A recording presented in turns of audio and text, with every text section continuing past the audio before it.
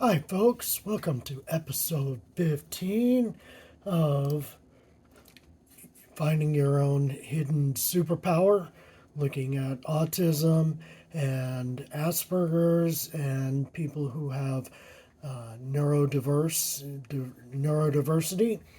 What I want to speak about today is the question in the Apps Pie quiz, number 6 question. Do you get confused by several verbal instructions at the same time? So it has to do with multitasking. It has to do with understanding context of several questions or several instructions that somebody's going to be giving you, understanding the context in which those instructions may counteract each other, and trying to figure out which of those instructions are more important to get done. A lot of the times this happens when a manager is asking you to do the impossible. They ask you because they'll say, "You're a professional, just figure it out. That's what we pay you for." And you'll be stuck trying to figure out how to get different things done in a context in which the manager has no idea how to get it done. That's why they're giving it to you, and they haven't planned it out. They haven't really figured things out, and they're hoping you can figure it out. And if you can't, then they can blame you for the problems that arise because they're asking you to do the impossible. So how do you figure this out? Well, first off, you want to clarify with them what they're asking of you, and you don't want to completely push back, because if you do, then you're looked at as the difficult person in the office, or the difficult person at school, or the difficult person at home, or just the difficult person. So being the difficult person, you want to clarify what they mean, and you want to try and get them to notify you in writing. But a lot of the times they won't want to notify you by writing, because then that means that they'll have to understand the instructions better themselves, and also they will be held responsible for giving you the instructions, and then you won't be as held responsible if the instructions don't work out. So you have to figure out how to navigate this world of contradictory or not fully understood instructions. And so you got to break it down. So Tony Robbins talks about breaking things down. He talks about the concept of chunking. So you so people understand uh, pretty much like instructions, or they can group things into threes, or they can group things into fives. They usually cannot group things upwards of seven or higher. A phone number, a telephone number, is actually a group of three and a group of four. So there's two groups, and then if you have to remember somebody's area code, so then that's three groups. So area code is three numbers, and the first three digits of the phone number, and then the last four. So you got basically a total of eight, but most people know an area code. So there's three groups, and two groups of three, one group of four. So that's what they found is the absolute maximum somebody can remember. And so what you want to do is take these instructions, so group it down into three categories, and try and understand what these instructions are saying, and ask for clarity. But soften this request because you don't want to be annoying. So what you want to do is you want to ask them politely, um, I'm working on this and I don't understand this actual instruction. And what you can do is you pre-write down things for yourself if writing is what works for you. Um, then you've got an idea of all the questions you have before you go to somebody asking advice, because like if you have to keep on running back and forth, you're not only burning your time, you're burning your boss's time or whoever else is giving you the instructions.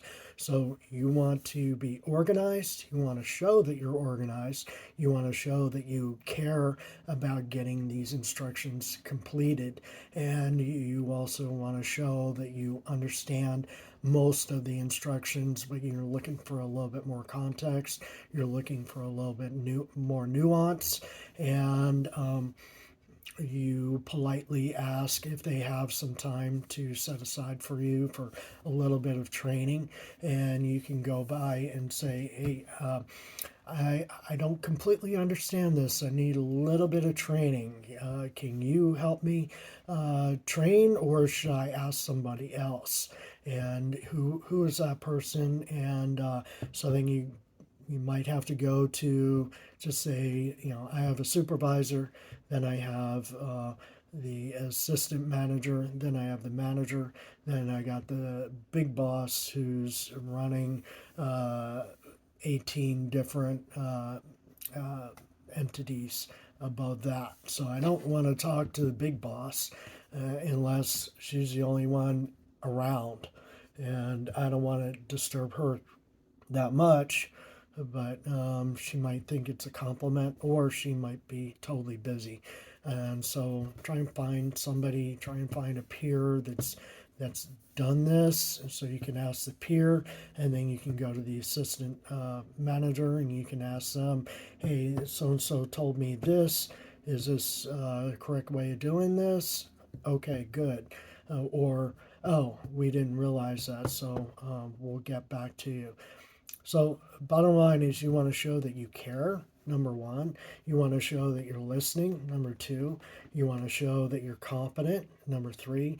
You want to show that you're confident, and also you want, and confident enough to ask caring questions to make sure you're doing it properly so you don't have to do it differently all over again and burn and waste a whole bunch of time doing something improperly. So you just want to make sure that you're doing it right, and just let them know. Sometimes they, you know, if you go up to them and you say, "This is what I'm doing. Is this the right way of doing it?" and they say yes, then that's a good thing.